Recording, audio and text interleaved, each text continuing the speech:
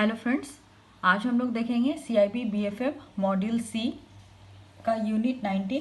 Friends, ये module सी का हमारा लास्ट चैप्टर है, treasury and asset liability management. यानी कि ट्रेजरी और ALM जो हमारा होता है बैंकों में, जो एसेट और लाइबिलिटी मैनेजमेंट देखता है, इन दोनों में क्या रिलेशन है, यही हम लोग इस चैप्टर में देखेंगे।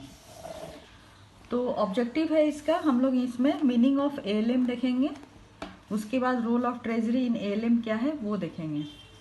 तो सबसे पहला है फ्रेंड्स की meaning of asset liability management. Asset liability management का मतलब क्या है फ्रेंड्स? जैसे कि हम लोग जानते हैं कि हमारे बैंकों में जो डिपॉजिट है, जो हम लोग कस्टमर से फिक्स डिपॉजिट लेते हैं, तो वो हमारे लिए लाइबिलिटी है। और हम जिन बोरोवर्स को लोन्स देते हैं, वो लोन जो है वो हमारे लिए एसेट का काम करते हैं। तो एक तरफ से जो डिपॉजिट के रूप में हम लोग हमारे जो डिपॉजिटर्स हैं उनसे पैसे लेकर हम लोग कम रेट ऑफ इंटरेस्ट से उनसे पैसे लेते हैं और फिर वही अमाउंट जो है वो हम बोरोवर्स को लोन के रूप में ज़्यादा रेट ऑफ इंटरेस्ट के ऊपर देते हैं। लेकिन जो डिपॉजिट है वो हमारे लिए लाइबिलिटी है, तो हमें उसको रीपे भी करना है।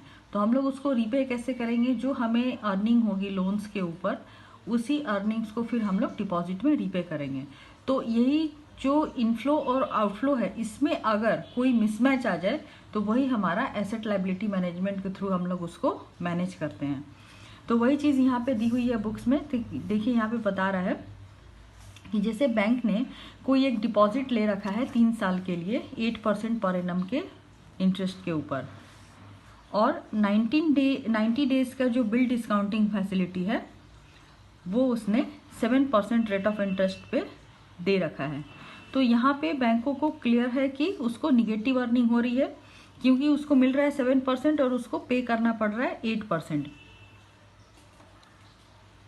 और उसके बाद जो बिल डिस्काउंटिंग है वो हर 19 डेज के बाद उसको फिर से रीप्राइस किया जाएगा। यानी 90 डेज के बाद उसकी क्या वैल्यू है, उस पर क्या रेट ऑफ इंटरेस्ट होना चाहिए, ये मार्केट पैरामीटर्स के बेसिस पे डिसाइड किया जाएगा। एक और यहाँ पे एग्जाम्पल दिया हुआ है कि मान लीजिए कि कोई एवरेज डिपॉजिट है बैंकों का और उसकी मैच्योरिटी जो है वो 1 ईयर की है, और कुछ मॉर्टगेज लोन जो है उसकी एवरेज जो मैच्योरिटी है वो मोर देन 5 ईयर्स है, और ये फिक्स्ड रेट ऑफ इंटरेस्ट पे दिया हुआ है। तो यहाँ पे क्या होगा कि बैंकों को सबसे पहले लिक्विडिटी प्रॉब्लम अराइज होगा, क्योंकि एक तरफ तो उसे जो लार्ज डिपॉजिट जो है वो उसकी पे आउट करनी है, और दूसरा बैंकों को डिपॉजिटर से या दूसरे जगह से फंड बोरो करना पड़ सकता है इंटरबैंक मार्केट से, करंट रेट के ऊपर उनको लेना पड़ सकता है टू मीट सच ऑब्लाइगेशंस। यानी कि अगर जब डिपॉजिट जो है वो डिपॉजिटर्स को हमें पे आउट करनी होगी तो हमें फंड की ज़रूरत होगी। तो ये लिक्विड बैंक कहाँ से लाएगी? वो या तो फिर से फ्रेश डिपॉजिट लेगी या फिर कहीं से बोरो करेगी इंटरबैंक मार्केट से, और फिर वो उसको पे आउट करेगी। अगर करंट इंटरेस्ट रेट जो है वो ज़्यादा हो, जो कि उसको मॉर्टगेज एडवांस के लोन के ऊपर जो है जो रेट ऑफ इंटरेस्ट मिल रहा है, और अभी जो उसने मार्केट से जो पैसे लिए हैं या बोरोवर से या डिपॉजिटर से जो भी पैसे लिए हैं उसका रेट ऑफ इंटरेस्ट ज़्यादा है, तो यहाँ पे एक तरह से मिसमैच एराइज होगी और बैंक को निगेटिव स्प्रेड जो है वो मिलेगा, और इससे बैंकों की जो नेट इंटरेस्ट इनकम है वो रिड्यूस होगी। तो इसी को हम लोग फ्रेंड्स, जो एसेट लाइबिलिटी का जो मिसमैच यहाँ पे राइज हो रहा है उसको ALM मैनेजमेंट के थ्रू जो है मैनेज किया जाता है। निगेटिव स्प्रेड से क्या होगा? बैंकों का जो नेटवर्थ है वो इरोड होगा। तो ALM is therefore defined as protection of net worth of the bank. तो ALM जो है एक तरह से क्या करेगी? बैंकों के नेटवर्थ को प्रोटेक्ट करेगी। अभी इसमें जो एसेट लाइबिलिटी मैनेजमेंट में जो सबसे इंपॉर्टेंट फैक्टर है वो है लिक्विडिटी रिस्क और इंटरेस्ट रेट रिस्क। तो चलिए देखते हैं लिक्विडिटी रिस्क और इंटरेस्ट रेट रिस्क कैसे इफेक्ट करेगी ALM को। जो शॉर्ट टर्म लिक्विडिटी है, जो इंट्राडे से लेकर के 1 मंथ के लिए होती है, to ensure funds are promptly made available when they are needed. तो बैंक क्या करती है? बैंक को अगर लिक्विडिटी की ज़रूरत होती है तो वो शॉर्ट टर्म लिक्विडिटी जो है उसको इंश्योर करेगी, क्योंकि शॉर्ट टर्म लिक्विडिटी जो होता है वो जो है ज़्यादा कॉस्टली नहीं होता है, इसलिए बैंक उसको ज़्यादा प्रेफर करती है। बैंकों के एएलएम में एसेट, जो बैंक के एसेट है वहाँ से उसको इनकम जनरेट होती है, जिसको कि हम लोग कैश इनफ्लोज कहते हैं। और जो लाइबिलिटी है, जिसको कि बैंकों को रीपे करना होता है, जैसे फिक्स डिपॉजिट वगैरह, तो वहाँ पे उसको जहाँ पे करना है उसको हम लोग कैश आउटफ्लोज कहते हैं। तो अगर इसी कैश इनफ्लो और कैश आउटफ्लो में अगर कोई मिसमैच अराइज हो तो उसी को हम लोग एसेट लाइबिलिटी मिसमैच कहते हैं। इसमें जो है, जो कैश फ्लो है, इनफ्लो और आउटफ्लो, एक्सेस इनफ्लो और आउटफ्लो ऑफ द फंड, अगर इनफ्लो या आउटफ्लो ऑफ फंड अगर एक्सेस हो जाए तो वहाँ पे जो है एसेट लाइबिलिटी मिसमैच अराइज हो जाएगी। इफ पार्ट ऑफ इनफ्लो और outflow is denominated in foreign currency, अगर ये इनफ्लो और आउटफ्लो जो है वो अगर फॉरेन करेंसी में हो तो इसको हम लोग करेंसी मिसमैच भी कहते हैं, जो कि ट्रेजरी के द्वारा मैनेज किया जाता है। लिक्विडिटी का मतलब होता है कि अगर बैंकों को कोई भी पे आउट करनी है तो उसके पास जो है रेडी कैश अवेलेबल होना चाहिए। तो ये रेडी कैश जो है, इसका सोर्स क्या है बैंकों के पास? Committed credit line from other banks, other bank से को जो उन्होंने कमिटेड क्रेडिट दे रखा है वो हो गया, या जो लिक्विफिएबल सिक्योरिटीज़ है वो हो गया, या फिर नॉस्ट्रो बैलेंस में जो बैलेंस है वो हो गया। तो ये तीन चीज़ें जो है वो बैंकों के लिए सोर्स ऑफ फंड का काम करती हैं। तो the difference between sources and uses of funds in specific time band is known as liquidity gap. तो जो भी सोर्सेज और यूजेज ऑफ फंड है, सोर्सेज मतलब asset and uses of funds का मतलब लाइबिलिटी। तो सोर्सेज और यूजेज ऑफ फंड्स जो भी किसी भी एक स्पेसिफिक टाइम बैंड के अंदर अगर उसमें कोई डिफरेंस आ जाए तो उसी को लिक्विडिटी गैप कहते हैं। ये पॉजिटिव भी हो सकता है और निगेटिव भी हो सकता है। The liquidity gap arise out of mismatch of asset and liability of the bank, और ये एसेट एंड लाइबिलिटी के मिसमैच से अराइज होता है। आरबीआई जो है कुछ प्रिस्क्राइब टाइम बैंड्स बना रखी है बैंकों के लिए। तो वो टाइम बैंड्स क्या क्या है? एक तो है 1 से लेकर 14 दिन तक, दूसरा है 14 से 29 days, 1 month to 3 months for measuring and monitoring liquidity gaps. ये टाइम बैंड्स में आरबीआई क्या करती है, जो लिक्विडिटी गैप होता है उसको मेजर कर सकती है और मॉनिटर कर सकती है। तो एएलएम प्रोसेस क्या है? एएलएम प्रोसेस में ये जो भी एसेट और लाइबिलिटी का जो टाइम बकेट यहाँ पे दिया हुआ 1 से 14, 14 से 29, 1 से 3 महीना, इसमें क्या करती है कि ये एक प्लॉटिंग बनाती है जिसमें कि जो भी एसेट एंड लाइबिलिटी का मैच्योरिटी वाइज जो टाइम बकेट में है और जो भी मैच्योरिटी गैप आ रहा है इसमें for in a specific time period, वो उसको प्लॉट करती है। इसी को एएलएम प्रोसेस कहते हैं। Liquidity risk is reflected as maturity mismatch which is the gap in cash inflow and outflow. जैसा कि हमने पहले भी देखा फ्रेंड्स कि लिक्विडिटी रिस्क कब एराइज होगा, जब भी मैच्योरिटी मिसमैच होगा, यानी कि इनफ्लो और आउटफ्लो और कैश फ्लो में कोई डिफरेंस अगर अराइज हो तो वहां पे लिक्विडिटी रिस्क अराइज होगा। लिक्विडिटी रिस्क एक और कंडीशन में अराइज हो सकता है, अगर मार्केट में कोई प्रॉब्लम हो, मार्केट ड्राइज अप, या फिर बैंकों के पास जो भी लिक्विड सिक्योरिटी है बैंक उसको डिस्पोज ऑफ ना कर पाए, या फिर जो भी लिक्विडिफिएबल सिक्योरिटीज है वो अचानक से इलिक्विड फॉर्म में हो जाए, तो बैंकों को जो भी मार्केटेबल सिक्योरिटीज हैं वो बैंक यूटिलाइज ना कर पाए, तो इस केस में भी बैंकों को लिक्विडिटी रिस्क जो है वो अराइज हो जाएगा। फ्रेंड्स, ये बहुत ही एक इम्पॉर्टेंट पॉइंट है, इसको आप ज़रूर नोट डाउन करिएगा कि आरबीआई ने अभी जो करंट गाइडलाइन जो बना रखा है बैंकों के लिए कि वो कितना % तक लिक्विडिटी मिसमैच जो है वो बेयर कर सकती है अलग अलग टाइम बकेट के लिए। तो यहाँ पे next day 2 to 7 days, 8 to 14 days, 15 to 28 days का 1, 2, 3, 4 बकेट दिया हुआ है, जिसमें कि आपका जो क्यूमुलेटिव कैश आउटफ्लो जो है वो 5% से ज़्यादा नहीं होना चाहिए नेक्स्ट डे में, 2 to 7 डेज में 10% से ज़्यादा नहीं होना चाहिए, 8 to 14 डेज में 15% से ज़्यादा नहीं होना चाहिए, और 15 to 28 डेज में 20% से ज़्यादा नहीं होना चाहिए। तो कुछ कंटीजेंसी मेजर है जिसमें कि ये जो लिक्विडिटी में शॉर्टफॉल आ रहा है बैंक उसको मैनेज कर सकती है। तो ये कंटीजेंसी मेजर क्या क्या है? Stand by credit lines from other banks, liquid investment and maintenance of adequate securities. इसके अलावा बैंक जो है LAF फैसिलिटी जो RBI का है उसके अंडर में बोरो कर सकती है या फिर CBLO में भी फंड बोरो कर सकती है। तो इससे जो भी लिक्विडिटी शॉर्टफॉल अराइज होगा बैंक उसको ओवरकम कर सकती है। लिक्विडिटी रिस्क के बाद हो गया second interest rate. Interest rate risk कब अराइज होगा? When interest earning are not adequate to set off interest payment due in a given period. यानी कि जो इंटरेस्ट बैंक अर्न कर रही है और जो इंटरेस्ट बैंकों को पे करना है, तो अर्न जो हो रही है वो एडिक्वेट नहीं है पे आउट करने के लिए, तो उस सिचुएशन में इंटरेस्ट रेट रिस्क बैंकों के लिए अराइज हो जाएगा। और इससे क्या होगा? बैंकों का जो नेट इंटरेस्ट इनकम है उसमें भी डिफरेंस आएगा, क्योंकि बैंकों का जो इंटरेस्ट अर्निंग है और जो इंटरेस्ट पे आउट है उसमें गैप आ रहा है।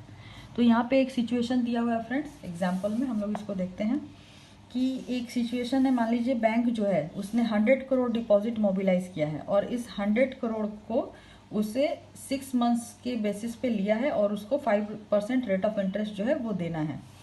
बैंक ने ये जो फंड लिया उसको इन्वेस्ट किया फिक्स्ड इंटरेस्ट रेट लोन में, जो कि 5 साल के लिए पेबल है 7% रेट ऑफ इंटरेस्ट पे। तो लिया उसने 5% पे और उसको मिल रहा है 7%।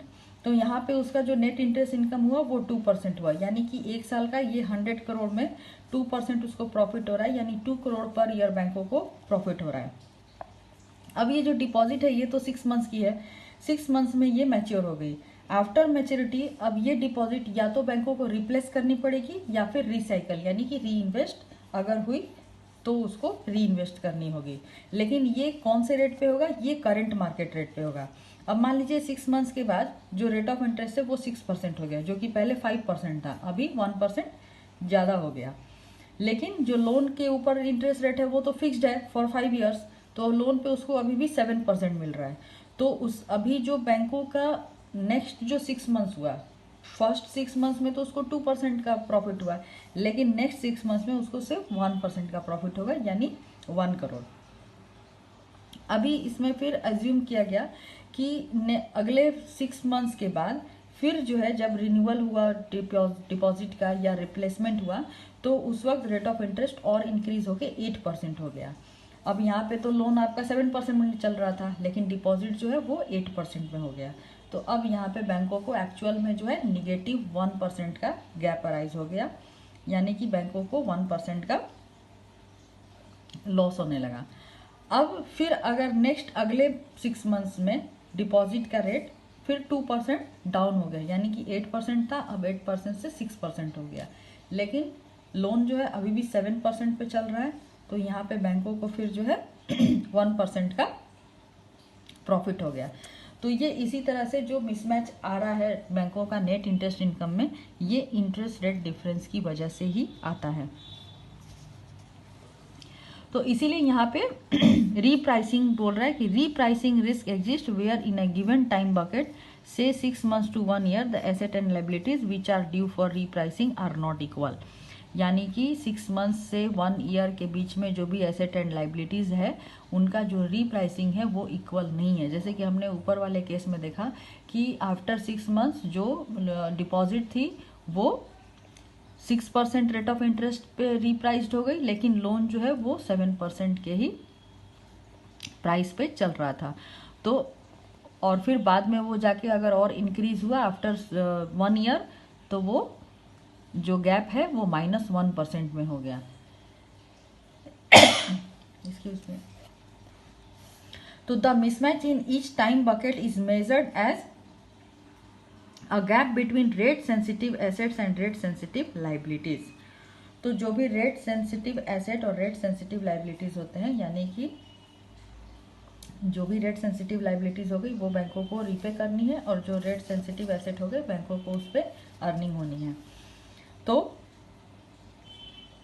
mismatch in each time bucket is measured as a gap between rate sensitive asset and rate sensitive liabilities.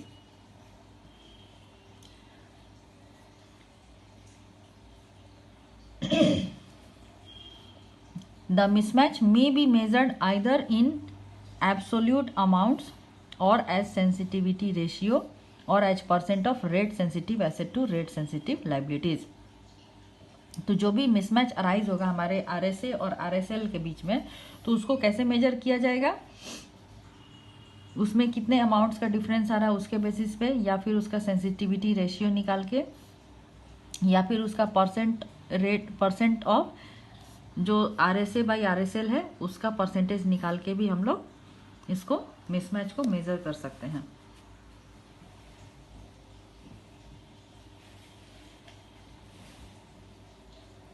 It is possible to reduce the mismatch by swapping floating rate to fixed rate।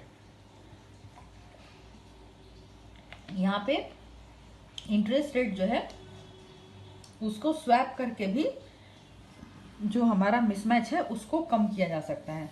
तो swap कैसे करेंगे, floating rate से fixed rate में swap कर सकते हैं या फिर फिक्स्ड रेट से फ्लोटिंग रेट में स्वैप कर सकते हैं। और ये कैसे होगा, डेरिवेटिव इंस्ट्रूमेंट्स के थ्रू हम लोग कर सकते हैं।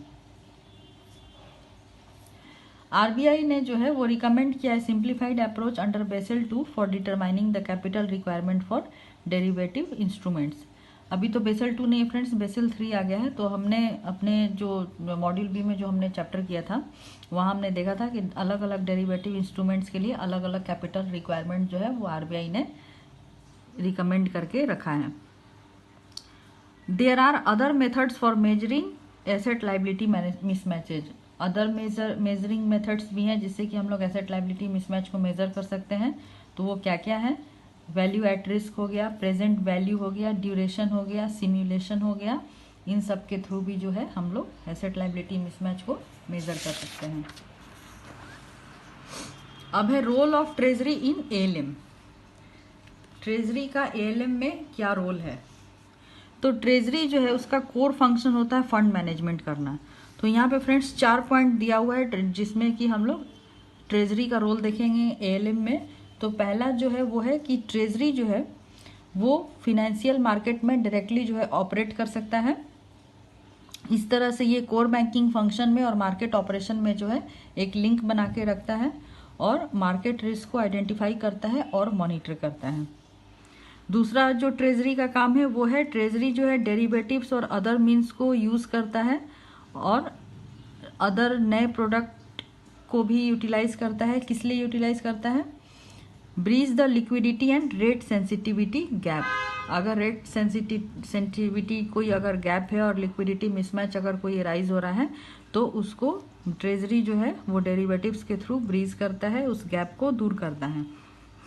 तीसरा जो है, ट्रेजरी में therefore has only residual risk. Treasury जो है वो सिर्फ रेजिडुअल रिस्क को हेज करता है। और सबसे लास्ट जो पॉइंट है वो है, ट्रेजरी प्रोडक्ट जो है वो मार्केटेबल होते हैं, तो इसलिए वो काफ़ी इजीली लिक्विडेट हो जाते हैं। और जब भी बैंकों को ज़रूरत होती है लिक्विड फंड्स की तो वो बैंकों में लिक्विडिटी जो है वो इन्फ्यूज़ करते हैं। ट्रेजरी जो है वो एक्सचेंज रेट को भी मॉनिटर करते हैं और मार्केट में जो भी इंटरेस्ट रेट मूवमेंट है उसको भी काफ़ी क्लोजली मॉनिटर करते हैं। तो इस तरीके से ट्रेजरी ऑपरेशन से ये काफ़ी ईजी हो जाता है कि जो मार्केट रिस्क है, जो लिक्विडिटी रिस्क है, उसको ईजिली कैसे मैनेज किया जाए, कैसे एडमिनिस्टर किया जाए। तो मार्केट रिस्क मैनेजमेंट का मेन काम क्या क्या हो गया। मार्केट रिस्क मैनेजमेंट जो है ये ट्रेजरी का एक इम्पॉर्टेंट पार्ट है। बहुत सारे बैंकों में जो एएलएम है वो डीलिंग रूम का ही एक पार्ट होती है या फिर अल्को सपोर्ट ग्रुप की तरह काम करती है। तो ट्रेजरी हेड जो है वो हमेशा ही एल्को का एक इम्पॉर्टेंट मेंबर होता है, जो कि सिर्फ रिस्क मैनेजमेंट में ही नहीं बल्कि प्रोडक्ट प्राइसिंग और अदर पॉलिसी इश्यूज बनाने में भी बैंकों को काफ़ी हेल्प करता है। अब एसेट लायबिलिटी मैनेजमेंट में डेरिवेटिव्स को कैसे यूज़ करते हैं ये हमारे नेक्स्ट टॉपिक में दिया हुआ है। तो डेरिवेटिव इंस्ट्रूमेंट जो है वो लिक्विडिटी रिस्क और इंटरेस्ट रेट रिस्क को मैनेज करने का काफ़ी अच्छा एक टूल होता है। ये मार्केट रिस्क के काफ़ी हद तक हेल्प करता है ओवरकम करने में। डेरिवेटिव्स जो है वो मार्केट मूवमेंट को रेप्लिकेट करता है और जो भी रिस्क होते हैं रेगुलर ट्रांजैक्शन के अंदर उसको वो काउंटर करने में हेल्प करता है। डेरिवेटिव्स जो है ये जो भी हाई वैल्यू इंडिविजुअल ट्रांजैक्शन होते हैं उसको हेज करने में हेल्प करता है, या फिर एसेट लाइबिलिटी मिसमैच की वजह से जो भी रिस्क अराइज होते हैं उसको भी गैप करने में या मिटिगेट करने में काफ़ी हेल्प करता है। बहुत सारे बैंक जो हैं वो resorted to funding their regular loans from short term resources in order to increase their spreads। मैंने पहले भी बताया फ्रेंड्स कि जो शॉर्ट टर्म रिसोर्सेज होते हैं फंड रेज करने के लिए बैंक उसको काफ़ी यूटिलाइज करती है और इससे उनका जो स्प्रेड है वो भी काफ़ी बढ़ता है।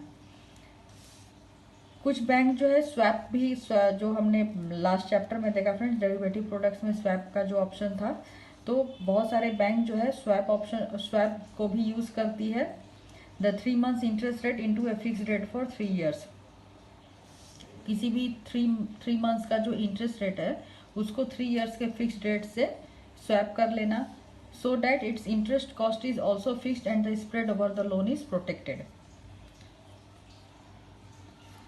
तो इससे क्या होगा कि अगर बैंक जो है 3 months के इंटरेस्ट रेट को अगर 3 years के फिक्स रेट से अगर कन्वर्ट कर ले या स्वैप कर ले तो जो इंटरेस्ट कॉस्ट है वो भी बैंकों के लिए फिक्स हो जाएगा और लोन के ऊपर जो स्प्रेड बैंकों को मिल रहा है वो भी प्रोटेक्ट हो जाएगा। Fixed interest income from the loans less swap cost of deposit is gross margin. तो जो भी फिक्स्ड इंटरेस्ट इनकम हो रहा है बैंकों को लोन से और जो उसने स्वैप में डिपॉजिट के स्वैप जो 3 months का जो उसने स्वैप किया 3 years के साथ, तो उसमें जो भी उसको कॉस्ट ऑफ डिपॉजिट मिल रहा है वो उसका ग्रॉस मार्जिन होगा, which is now protected from market risk, और जो कि मार्केट रिस्क से प्रोटेक्टेड हो गया क्योंकि उसको वहाँ पे फिक्स्ड हो गया रेट ऑफ इंटरेस्ट, उसमें कोई भी फ्लक्चुएशन नहीं होगा। बैंक में swap fixed interest rate on the loan into floating rate link to T bill rate. Bank जो है वो लोन का जो फिक्स्ड इंटरेस्ट रेट है उसको टी बिल्स के फ्लोटिंग रेट से भी जो है स्वैप कर सकती है। Treasury of an arbitrage in foreign currencies. Treasuries जो है आर्बिट्रेज जो होता है फॉरेन करेंसीज का उसमें भी डील करती है। आर्बिट्रेज क्या होता है फ्रेंड्स? आर्बिट्रेज होता है कि बैंक जो है मान लीजिए वो यूएसडी में उसने फंड बोरो किया और उसको फिर डोमेस्टिक मार्केट में रुपी में फिर उसने वापस से लोन दे दिया। तो आर्बिट्रेज कुछ नहीं होता है, बस एक मार्केट से कम ब्याज में पैसे उठाकर दूसरे जगह पे ज़्यादा ब्याज में उस पैसे को इन्वेस्ट करना और उसके बीच का जो मार्जिन होता है उसको एज अ प्रॉफिट अर्न करना, इसी को हम लोग आर्बिट्रेज कहते हैं। तो यहाँ पे एक एग्जांपल दिया हुआ है कि बैंक ने फॉरेन करेंसी में लोन लिया फिर रुपी करेंसी में लोन दे दिया। तो यहाँ पे देखिए फॉरेन करेंसी का जो लोन था वो उसने 3% पे लिया और रुपी लोन जो है वो उसने 6.5% पर सेम पीरियड के लिए दे दिया। तो बैंकों का जो नेट स्प्रेड हुआ वो 3.5% यानी 3.5% का जो है वो बैंकों को प्रॉफिट हो रहा है। ट्रेजरी में also hedge currency mismatch. Currency mismatch अगर कुछ है resulting from foreign currency operation of the bank, उसको भी हेज करने में ट्रेजरी जो है हेल्प करता है। तो इसको वो कैसे हेज करेगा? ट्रेजरी जो है कॉल ऑप्शन और पुट ऑप्शन जो हमने देखा था फ्रेंड्स डेरिवेटिव प्रोडक्ट्स, वो उसको यूटिलाइज कर सकती है to meet repayment of foreign currency loan. अगर कॉल ऑप्शन है ट्रेजरी जो है वो कॉल ऑप्शन बाई कर सकती है अगर उसको कोई फॉरेन करेंसी लोन जो है वो रिपे करना है, या फिर पुट ऑप्शन एक्सरसाइज कर सकती है अगर उसको फॉरेन करेंसी रिसीवेबल्स जो है वो डोमेस्टिक टर्म्स के ऊपर लेना है। तो इस तरीके से कॉल ऑप्शन और पुट ऑप्शन से अगर कोई करेंसी मिसमैच अराइज हो रहा है तो ट्रेजरी उसको भी हेज कर सकती है। Treasury enables the bank in structuring new products. Treasury जो है बैंकों को न्यू प्रोडक्ट्स बनाने में भी हेल्प करती है, जैसे फ्लोटिंग रेट डिपॉजिट हो गया, फ्लोटिंग रेट लोन्स हो गया, गवर्नमेंट सिक्योरिटीज़ हो गया, इंडेक्स लिंक्ड बॉन्ड हो गया। तो ये इस तरह के जो प्रोडक्ट है वो ट्रेजरी जो है वो डिज़ाइन करने में या स्ट्रक्चर करने में हेल्प करती है। कॉर्पोरेट डेट जो कि इम्बेडेड ऑप्शन के साथ आते हैं, ये भी मैंने आपको फ्रेंड्स लास्ट चैप्टर में डेरिवेटिव में बताया था कि इम्बेडेड ऑप्शन जो होता है वो क्या होता है। तो embedded options are also useful to improve the liquidity of the investment.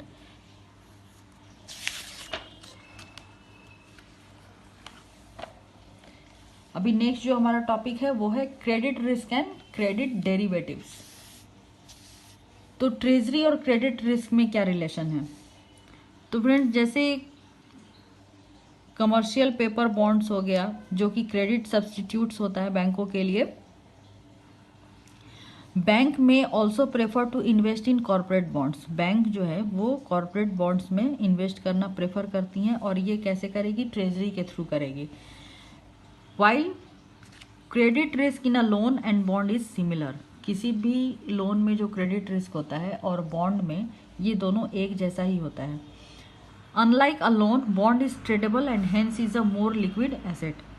Loan की तुलना में बॉन्ड जो होता है वो ट्रेडेबल होता है, और इसीलिए ये लिक्विड एसेट की तरह काम करता है। Bank has an easy exit in that the bond can be sold at a discount if the credit status of the issuer deteriorates. Bank जो है वो इजीली एग्जिट कर सकता है किसी भी बॉन्ड से अगर उसका जो इशूअर है उसका क्रेडिट स्टेटस जो है वो डिटेरियोरेट हो रहा हो, कम हो रहा हो तो। The bond is priced in the market on the basis of credit quality and interest rate linked to PLR of the bank. Bond is priced in the market on the basis of credit quality and interest rate movement. तो bond की जो pricing होती है वो market के basis पे होती है, जिसमें कि उसका क्रेडिट क्वालिटी और उसका इंटरेस्ट रेट मूवमेंट जो है उसके बेसिस पे उसका रेट डिसाइड किया जाता है। तो इसीलिए बॉन्ड जो है वो मार्क टू मार्केट होता है, क्योंकि मार्केट के बेसिस पे जो है उसकी प्राइस डिसाइड की जाती है। नॉन एसएलआर इन्वेस्टमेंट पोर्टफोलियो जो है जो ट्रेजरी करती है, ये एक अच्छा सप्लीमेंट होता है बैंकों के क्रेडिट पोर्टफोलियो को मैनेज करने के लिए, और ये फ्लेक्सिबल और आइडियल होता है एएलएम पॉइंट ऑफ व्यू से। तो बॉन्ड जो है वो मार्क टू मार्केट है, और नॉन एसएलआर इन्वेस्टमेंट पोर्टफोलियो जो है वो बैंकों के लिए काफ़ी फ्लेक्सिबल होता है। दूसरा है new products which convert conventional credit into tradable treasury assets. कुछ प्रोडक्ट जो होते हैं वो कन्वेंशनल क्रेडिट को ट्रेडेबल ट्रेजरी एसेट में कन्वर्ट करते हैं, जिसको कि हम लोग सिक्योरिटाइजेशन का प्रोसेस कहते हैं। सिक्योरिटाइजेशन क्या है फ्रेंड्स? सिक्योरिटाइजेशन में क्या होता है कि जो भी बैंकों का क्रेडिट रिसीवेबल्स होता है उसको किसी भी यूनिट में या बॉन्ड में कन्वर्ट कर दिया जाता है। तो इस तरीके के यूनिट को या बॉन्ड को हम लोग पास थ्रू सर्टिफिकेट यानी कि पीटीसी बोलते हैं, और ये पीटीसी जो होते हैं वो मार्केट में ट्रेडेबल होते हैं। जैसे कि अगर मॉर्टगेज लोन है बैंकों का तो उसको सिक्योरिटाइज्ड किया जाता है। सिक्योरिटाइज्ड कैसे होगा? अगर उसको पीटीसी के फॉर्म में इशू किया जाए, और ये पीटीसी जो पास थ्रू सर्टिफिकेट है ये कौन इशू करेगा? ये कंपनी होती है स्पेशल पर्पस व्हीकल, जो कि बैंकों के बिहाफ में पीटीसी इशू करती है। Securitisation infuses liquidity into the issuing bank. और इससे क्या होता है कि बैंकों में लिक्विडिटी इन्फ्यूज होती है, और बैंकों का जो इस तरीके के एसेट में जो कैपिटल ब्लॉक पड़ा हुआ था उसको बैंक वापस से फ्रेश लेंडिंग के लिए यूटिलाइज कर सकती है। तो बहुत सारे बैंक जो हैं वो सिक्योरिटाइजेशन को यूज़ करते हैं उनके फ्यूचर रिसीवेबल्स के लिए। लॉन्ग टर्म लोन एसेट हो या फिर मीडियम टर्म रिटेल एसेट हो, ये सारे जो है पास थ्रू सर्टिफिकेट्स के थ्रू जो है बैंक इसको सिक्योरिटाइज कर लेती है। Bank with surplus fund can also invest in such PTC. जिन बैंकों के पास सरप्लस फंड है वो भी इस तरीके के पीटीसी में जो है इन्वेस्ट कर सकती है थ्रू देयर ट्रेजरी, और इससे उनका क्रेडिट पोर्टफोलियो जो है इनडायरेक्टली एक्सपैंड होता है। अभी क्रेडिट रिस्क को हेज करने के लिए क्रेडिट डेरिवेटिव्स क्या क्या है वो हम लोग देखेंगे। तो क्रेडिट डेरिवेटिव्स जो है ये segregate credit risk from loan और इन्वेस्टमेंट एसेट्स।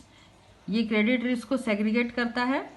तो जो instrument as a credit derivatives use होते हैं उसको हम लोग क्या कहते हैं? क्रेडिट डिफॉल्ट स्वैप या क्रेडिट लिंक्ड सर्टिफिकेट, जो कि क्रेडिट रिस्क को जो एसेट का ओनर है वहाँ से ट्रांसफ़र करती है एक दूसरे पर्सन के पास, जो कि उस रिस्क को बेयर करने में या ऑब्जर्व करने में सक्षम होता है या उसको बेयर कर सकता है, और इसके बदले में उसको एक फ़ी जो है वो पे करना होता है। तो यहाँ पे एक प्रोटेक्शन बायर हो गया। प्रोटेक्शन बायर कौन होगा? बैंक होगी। और एक प्रोटेक्शन सेलर होता है। प्रोटेक्शन सेलर कौन हो सकता है? ये एक दूसरा कोई बैंक हो सकता है या इन्वेस्टर हो सकता है, जो कि which may be a large corporate loan or a bond or any other debt obligation। अब जो एक बैंक है जिसके पास कुछ कॉर्पोरेट बॉन्ड या लोन है या डेट ऑब्लिगेशन है, तो प्रोटेक्शन सेलर क्या करेगा कि वो एक गारंटी पे करेगा फॉर प्रिंसिपल और इंटरेस्ट और बोथ, प्रिंसिपल के लिए या इंटरेस्ट के लिए या बोथ के लिए, जिसमें कि प्रोटेक्शन बायर जो है उसको गारंटी मिलेगी in case of credit default. अगर क्रेडिट डिफॉल्ट होता है या कुछ प्रॉब्लम अराइज होता है तो प्रोटेक्शन सेलर जो है गारंटी पेमेंट देगी प्रिंसिपल या इंटरेस्ट या दोनों के लिए, और इसके बदले में जो प्रोटेक्शन सेलर है उसको प्रोटेक्शन बायर को एक फी पे करना होता है जिसको कि हम लोग प्रीमियम कहते हैं। तो क्रेडिट डेरिवेटिव जो एक तरह से क्रेडिट रिस्क को हेज करने में या कम करने में हेल्प करता है, और इसके लिए ISDA मास्टर एग्रीमेंट है क्रेडिट डेरिवेटिव्स के लिए, वो इन्वेस्टर्स को जो है वो साइन करना पड़ेगा। द ग्लोबल फाइनेंशियल क्राइसिस कब अराइज हुआ था फ्रेंड्स? 2008-2009 के बीच में।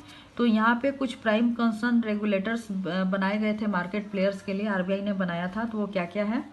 तो पहला तो बैंकों के लिए था कि बैंक जो है वो कभी भी अपने क्रेडिट क्वालिटी ऑफ एसेट्स को एसेस करने में कोई भी नेग्लिजेंसी नहीं करेगी, और दूसरा था कि क्रेडिट डेरिवेटिव्स जो हैं वो हाईली लीवरेज्ड होते हैं। तो एक बार अगर मॉर्टगेज क्राइसिस अगर क्रेडिट मार्केट में अगर हिट कर गया तो जो भी प्रोटेक्शन वैल्यू ऑफर किया जा रहा है इंस्टीट्यूशंस के थ्रू, जो कि सिक्योरिटाइजेशन के थ्रू हमने देखा फ्रेंड्स, जो SPV जो होते हैं स्पेशल पर्पस व्हीकल जो पास थ्रू सर्टिफिकेट के थ्रू इशू करते हैं, तो अगर मार्केट में मॉर्टगेज क्राइसिस हो गया तो वो उसको जो है फुलफिल नहीं कर पाएंगे और ये ऑलमोस्ट डिसअपियर हो जाएगा। तो ये दो चीज़ें जो है वो उसके लिए गाइडलाइन RBI ने बनाई। फिर नेक्स्ट हमारा जो टॉपिक है वो है ट्रांसफर प्राइसिंग। ट्रांसफर प्राइसिंग क्या है? ट्रांसफर प्राइसिंग का मतलब होता है कि fixing the cost of resources and return on asset of the bank in a rational manner, यानी कि हमारा जो रिसोर्सेज है उस पर कितना हमारा कॉस्ट लग रहा है और उस हमारा जो एसेट है उस पर जो हमें रिटर्न मिल रहा है, इनमें जो प्राइसिंग मैकेनिज्म है उसी को डिराइव करने को हम लोग ट्रांसफर प्राइसिंग कहते हैं।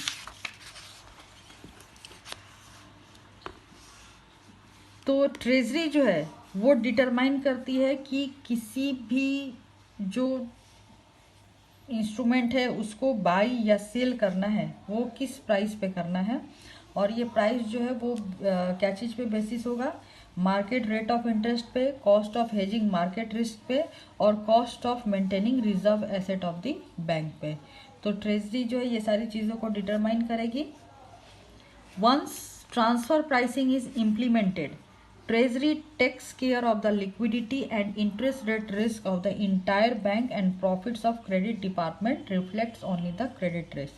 तो अगर ट्रांसफर प्राइसिंग जो इम्प्लीमेंट होता है तो ट्रेजरी जो है जो भी लिक्विडिटी और इंटरेस्ट रेट रिस्क जो होगा इंटायर बैंक का वो उसका टेक केयर कौन करेगा? ट्रेजरी करेगी। और सिर्फ जो क्रेडिट रिस्क है वो कौन टेक केयर करेगा? वो क्रेडिट डिपार्टमेंट करेगा। और नेट ऑफ ऑल मिसमैच जो है sources and uses of fund, ये सारा जो है ट्रेजरी और क्रेडिट डिपार्टमेंट मिलके उसको हैंडल करेगी। अब यहाँ पे कुछ पॉलिसी इन्वायरमेंट से कुछ ALM में पॉलिसी बनाए गए हैं जिसके थ्रू जो है अल्को कमेटी जो है वो क्या क्या पॉलिसी बनाती है और उसके थ्रू क्या क्या मैनेज करती है वो यहाँ पे शॉर्ट में दिया हुआ है फ्रेंड्स। तो पहला है ALM पॉलिसी। ALM पॉलिसी जो है वो अल्को कमेटी प्रिस्क्राइब करेगी और इसमें जो है एसेट लाइबिलिटी मैनेजमेंट के क्या ऑपरेशनल एस्पेक्ट्स हैं वो होंगे, जो भी रिस्क मेजर है, मॉनिटरिंग ऑफ रिस्क है, रिस्क न्यूट्रलाइजेशन है, प्रोडक्ट प्राइसिंग है, मैनेजमेंट इंफॉर्मेशन सिस्टम है, ये सारी ALM पॉलिसी के अंदर आएगी। नेक्स्ट है लिक्विडिटी पॉलिसी।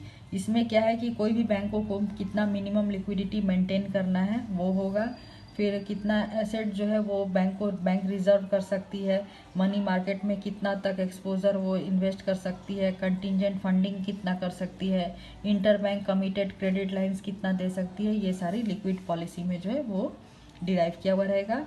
नेक्स्ट है डेरिवेटिव पॉलिसी। डेरिवेटिव पॉलिसी में क्या है कि यहाँ पे कोई भी डेरिवेटिव्स को बैंक कैसे यूज़ करेगी, उसके लिए कितना कैपिटल एलोकेट कर सकती है, उसमें क्या क्या रेस्ट्रिक्शंस हैं डेरिवेटिव ट्रेडिंग्स करने के टाइम, वैल्यूएशन नॉर्म्स क्या हैं, यानी डेरिवेटिव को कब वैल्यू करना है, कितना तक वैल्यू करना है, कैसे वैल्यू करना है, और एक्सपोजर लिमिट्स यानी कितना लिमिट तक जो है बैंक डेरिवेटिव्स में प्रोडक्ट्स में इन्वेस्ट कर सकती है, वो सब उसमें प्रिस्क्राइब्ड रहेंगे।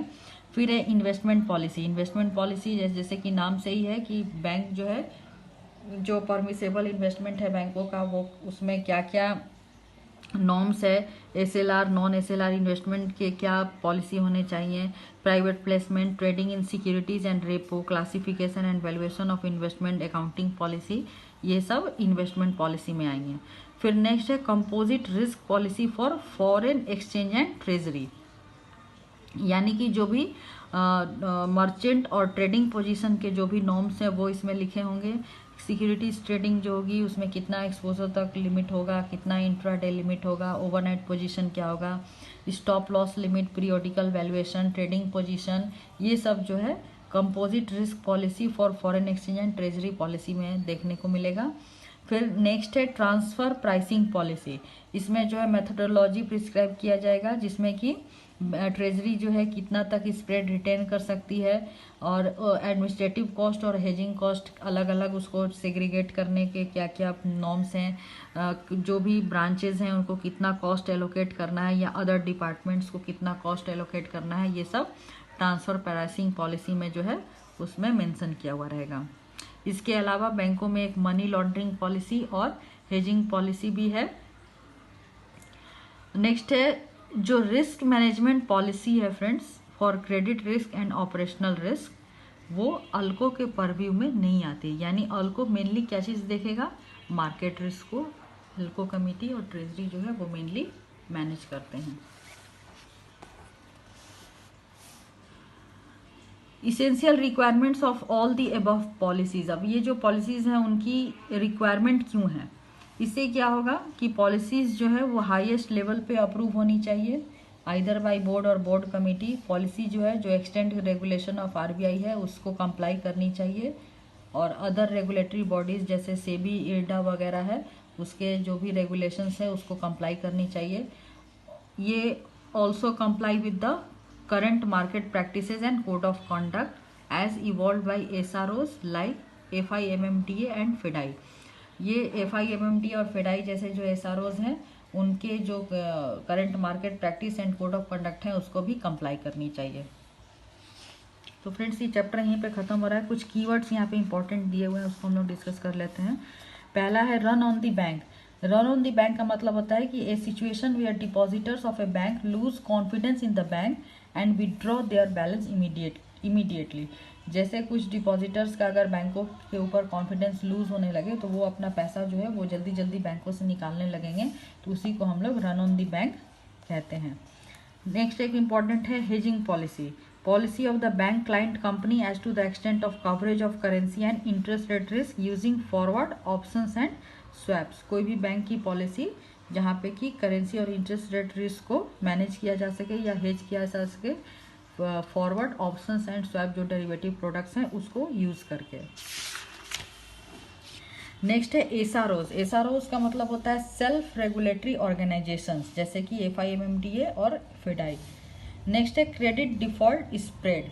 क्रेडिट डिफॉल्ट स्वैप हमने देखा फ्रेंड्स। क्रेडिट डिफॉल्ट स्प्रेड क्या है, क्रेडिट डिफॉल्ट स्प्रेड जो है वो एक एनुअल फी होता है जो प्रीमियम हमने देखा कि जो प्रोटेक्शन बायर जो है वो प्रोटेक्शन सेलर को पे करता है, तो जो एनुअल फी या प्रीमियम पे किया करेगा प्रोटेक्शन बायर प्रोटेक्शन सेलर को, उसी को हम लोग क्रेडिट डिफॉल्ट स्प्रेड बोलेंगे। ये जो नोशनल अमाउंट होता है उसके परसेंटेज में एक्सप्रेस किया जाता है। तो फ्रेंड्स इसी के साथ हमारा ये चैप्टर यहीं पे ख़त्म होता है और इसके साथ ही हमारा मॉड्यूल सी भी आज यहीं ख़त्म हो रहा है हमारे BFM चैप्टर का। तो अगर आपको हमारा चैनल अच्छा लग रहा है तो आप हमारे चैनल को लाइक करिए, शेयर करिए, सब्सक्राइब करिए। नेक्स्ट वीडियो में हम लोग मॉड्यूल डी के साथ मिलेंगे। तो तब तक के लिए keep watching our channel and thank you for watching this video.